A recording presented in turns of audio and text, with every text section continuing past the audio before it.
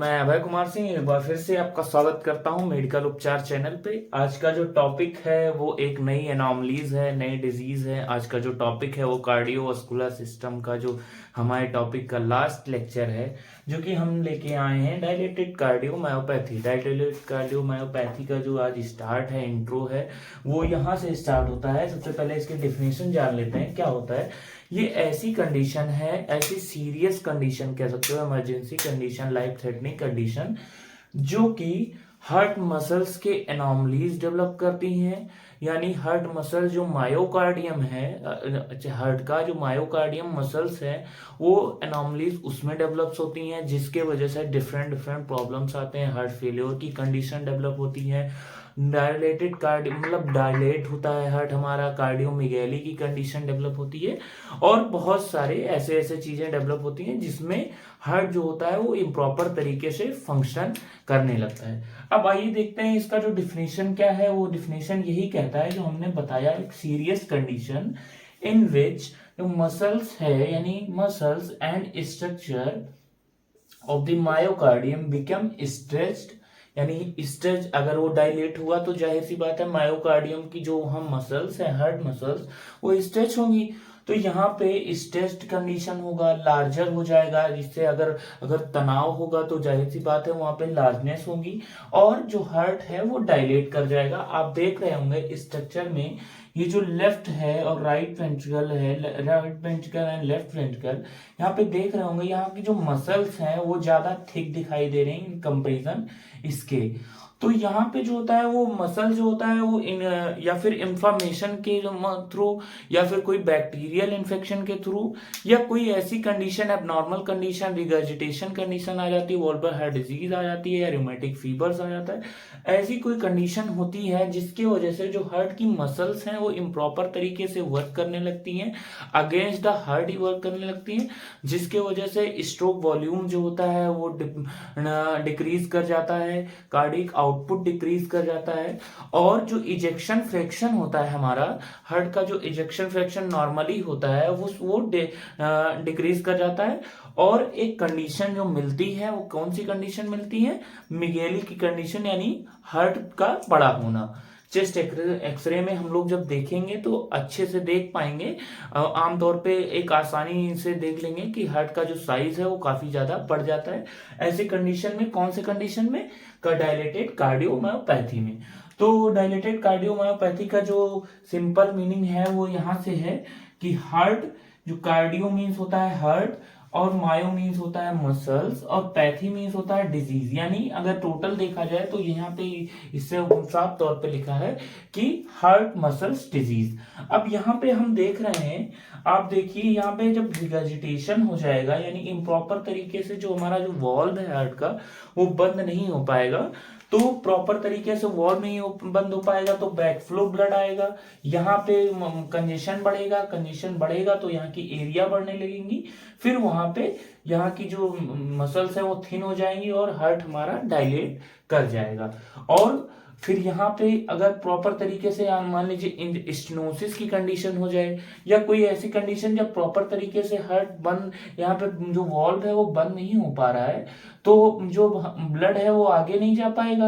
यानी आगे नहीं जा पाएगा तो हमारे एंकल एरिया में, जगह जगह फुट साइड में वो स्वेलिंग दिखेंगी, एडिमा की कंडीशन दिखेगी, फ्लूइड बिल्डअप हो जाएगा, जिसके वजह से पेशेंट को डिफरेंट डिफरेंट तरीके से सिम्टम्स दिखाई देंगे। तो इसके सिम्टम्स और साइन क्या होते हैं, क्लिनिकल फीचर्स देखते हैं। पहले इसके कॉजेज देख लेते हैं, कौन कौन से कॉजेज मेनली हो सकते हैं। कॉजेज,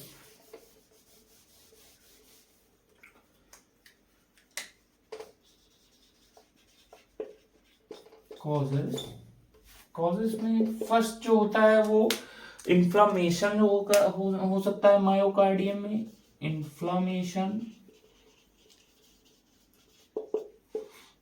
इन दी मायोकार्डियम। सेकेंड कौन सी कंडीशन हो सकती है, सेकेंड हो सकती है एलवीएफ की कंडीशन हो सकती है, लेफ्ट वेंट्रिकुलर हाइपरट्रॉफी। थर्ड क्या हो सकता है, किसके वजह से, रिगर्जिटेशन की कंडीशन हो सकती है। Regurgitation means valvular heart disease, valvular heart disease.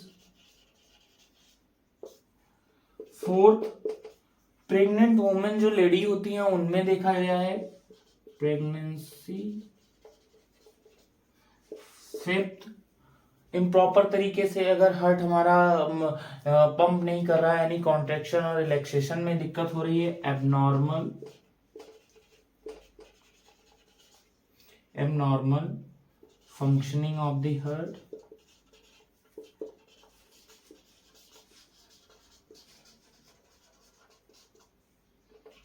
Six, arrhythmia. तो ये सारी जो कंडीशंस हैं वो मेनली जनरली जो है मेन कंडीशन है। अब इसके वजह से कई सारे मेन कॉम्प्लिकेशंस डेवलप होते हैं। कंजेस्टिव हार्ट फेलियर हो जाता है, एलवीएफ हो जाता है, आरवीएफ हो जाता है। ऐसे बहुत सारी जो कंडीशंस हैं वो मेनली डेवलप हो जाते हैं। ज्यादातर कंडीशन में हम लोग देखते हैं जब कार्डियोमेगैली होती है यानी कार्डियोमायोपैथी होती है, तो उस कंडीशन में क्या होता है, उस कंडीशन में ज्यादातर जो होता है वो फ्लूइड बिल्डअप हो जाता है, वहां पे कंजेशन बढ़ जाता है हार्ट में, तो पल्मोनरी हाइपरटेंशन या सिस्टमिक हाइपरटेंशन कॉज करता है, जिसके वजह से जो हार्ट में ओडिमा की कंडीशन होती है और डिफरेंट डिफरेंट तरीके से कंजेस्टिव हार्ट फेलियर के मेनली चांसेस डेवलप कर जाते हैं। अब यहां से क्या होता है, कॉजेस हो गया। क्लिनिकल फीचर्स देख लेते हैं क्या होते हैं। क्लिनिकल फीचर्स, पेशेंट में जो क्लिनिकल फीचर्स कौन कौन से दिखाई देंगे। क्लिनिकल फीचर्स, क्लिनिकल फीचर्स में सबसे पहले देखेंगे पफीनेस फेस दिखाई देगा, पफीनेस फेस। नॉक्टर्नल डिस्पनिया दिखाई देगा। नॉक्टर्नल डिस्पनिया मतलब हमने पहले पिछले लेक्चर में बता रखा है। नॉक्टर्नल डिस्पनिया मतलब होता है रात के टाइम सांस लेने में दिक्कत। डिस्पनिया की कंडीशन डेवलप हो सकती है। हिपैटो स्प्लेनोमेगैली,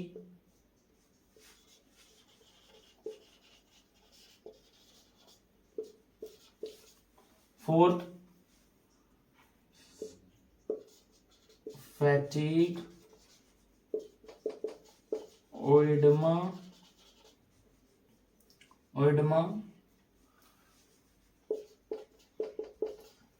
और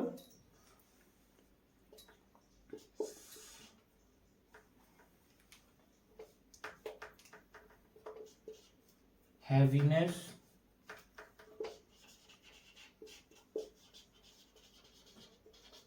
जस्ट हैवीनेस। तो ये सारे क्लिनिकल फीचर्स जो मेनली होते हैं वो देखने को मिलते हैं। बाइलेटरल बेसल क्रेप्टेशंस देखने को मिलते हैं, बाइलेटरल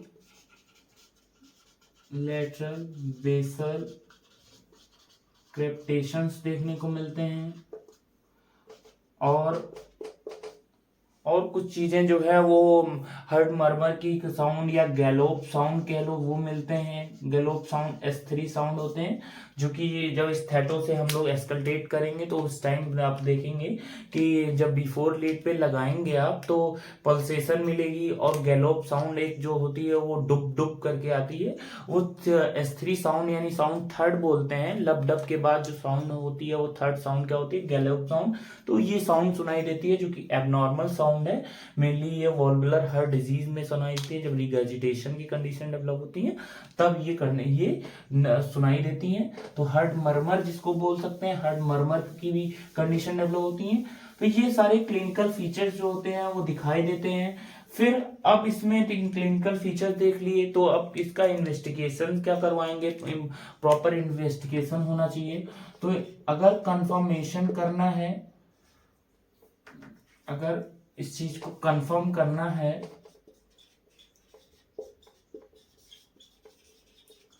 तो इन्वेस्टिगेशन कौन कौन सा है।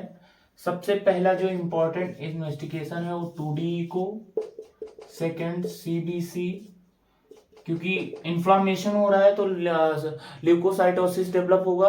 तो ल्यूकोसाइटोसिस की कंडीशन, कहीं भी इन्फ्लामेशन होता है तो सीबी जो होता है व्हाइट ब्लड सेल का जो काउंट होता है वो बढ़ जाता है।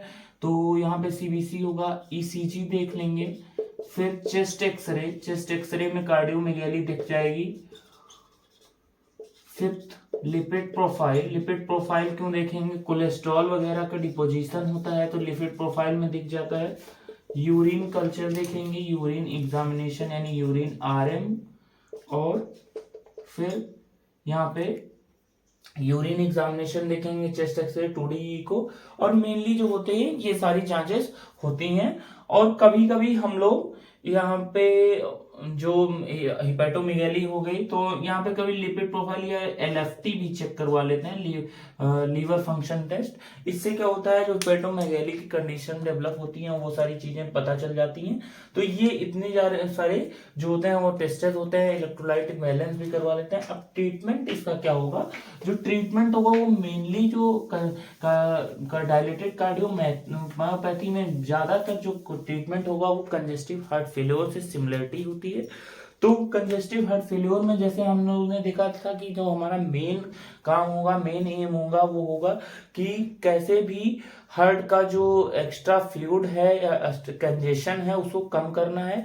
वो चाहे डायूरेटिक्स दे के कम करें या फिर कोई ऐसी चीजें करें जिससे हार्ट हमारा प्रॉपर तरीके से वर्क करने लगे और वहां का जो कंजेशन है वो कम से कम हो सके। तो ट्रीटमेंट जो होगा, ट्रीटमेंट ऑफ डीसीएमपी, तो सबसे पहला ट्रीटमेंट होगा डाईयूरेटिक्स देना।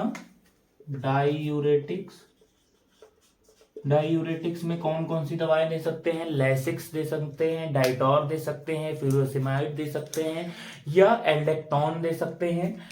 अब सेकंड जो हो गया, डाईयूरेटिक्स दे सकते हैं। सेकंड डायूरेटिक्स क्यों देते हैं, क्योंकि जो ड्रेन आउट करने के लिए जो एक्स्ट्रा फ्लूइड है बॉडी का, एडिमा की कंडीशन है वगैरह वगैरह, उसको ड्रेन आउट करने के लिए डायूरेटिक्स देते हैं। हम लोग कभी कभी ऐसा होता है कि जो कंजेशन है वो ज्यादा होता है तो कभी कभी एनिमा भी दे देते हैं। जो पेशेंट एडमिट होते हैं तो एनिमा की कंडीशन भी दे देते हैं ताकि हर जगह से उसका जो कंजेशन है वो कम हो सके और जल्दी से जल्दी जो एडिमा की कंडीशन है, फ्लूइड बिल्डअप है, वो कम हो सके। डायलिसिस भी करवाते हैं। डायलिसिस से क्या होता है, वो एक्स्ट्रा फ्लूइड जो होता है, एक्स्ट्रा जो फ्लूइड बिल्डअप होता है वो निकल जाता है। तो डायूरेटिक्स देंगे, एंटीप्लेटलेट देंगे। एंटीप्लेटलेट में एस्प्रिन दे देते हैं। लो मॉलिक्यूलर वेट हेपेरिन देंगे। लो मॉलिक्यूलर वेट हेपेरिन क्या हो गया, क्लेक्सेन। फोर्थ कौन सी दवाई देंगे, सबसे अच्छी दवाएं डाइजॉक्सिन। डाइजॉक्सिन इसलिए देंगे क्योंकि वहां पे जो हार्ट की कॉन्ट्रैक्टिबिलिटी है यानी सिस्टोल डायस्टोल जो है वो बढ़ा देता है, लाइनॉक्सिन के नाम से आता है। और फिफ्थ देंगे, अवॉइड करेंगे salty and fatty diet. Sixth, extra heavy exercise ना करें, हैवी एक्सरसाइज।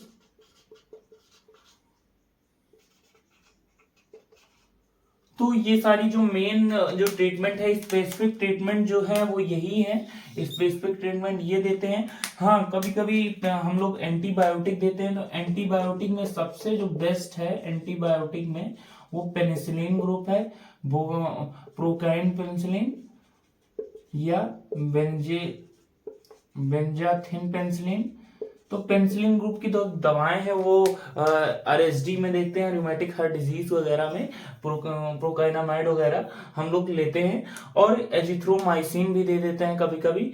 तो ये सारी जो दवाएं हैं वो मेनली स्पेसिफिक ट्रीटमेंट है। अब लास्ट में क्या होता है, लास्ट में जो सबसे लास्ट ट्रीटमेंट है वो कौन सी ट्रीटमेंट है, लास्ट में सबसे पहले ट्रीटमेंट अकॉर्डिंग टू कॉज देखेंगे, अकॉर्डिंग टू सिम्टम करेंगे।